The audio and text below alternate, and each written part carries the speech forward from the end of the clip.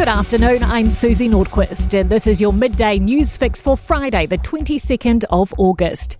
Sky has struck a deal to keep broadcasting rugby on the same day it's announced a sharp drop in profit.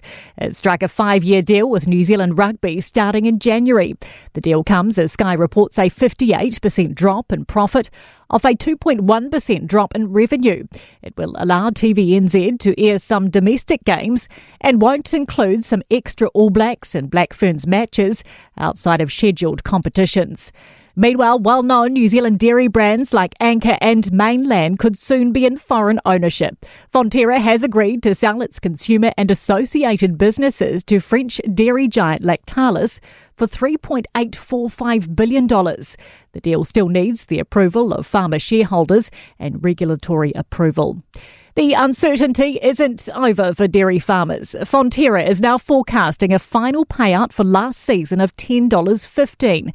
But while it's narrowed its forecast range, it's still forecasting a payout of $10 for the current season due to the ongoing risk of volatility.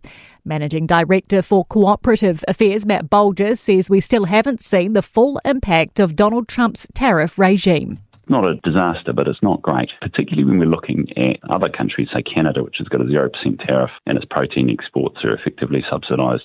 Winston Peters has talked about global conflicts with the US Secretary of State Marco Rubio. Political reporter Ethan Griffiths has more. The Foreign Minister says the pair had a phone call discussing bilateral relations on defence, trade and development. He says they also spoke about the conflict in Gaza and international efforts to achieve a ceasefire in Ukraine. It comes as Trade Minister Todd McClay's in the US, making the case for potential tariff reductions. Parliament's wide-reaching banking inquiry has come to an end with recommendations to strengthen competition. The Finance and Expenditure Committee is recommending the country open the door to more overseas banks and fintechs, as well as to strengthen Kiwibank.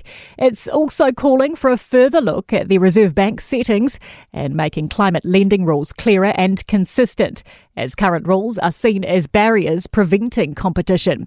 There are 19 recommendations, 14 of which have cross-party support. The government now has 60 days to respond to those recommendations. The Housing Minister is praising potential new density rules for Auckland. The council has sent them out for consultation with a final decision next month. They would see 10 to 15-storey apartments allowed near transport routes and town centres, but a reduction in zoning for natural hazard areas. Chris Bishop told RNZ that building near train stations isn't unique to Auckland. That's what every other international city does, and now Auckland's going to do the same. So it's a good step forward. To sport now, and Simon Parker will become All Black number 1,230 when he runs out for a test debut on Sunday morning against Argentina. The Northland and Chiefs loose forward will start at number 8 in Buenos Aires. The Football Ferns have locked in a glamour fixture in October. New Zealand will meet world number 2 and current Olympic champions, the US, in Kansas City.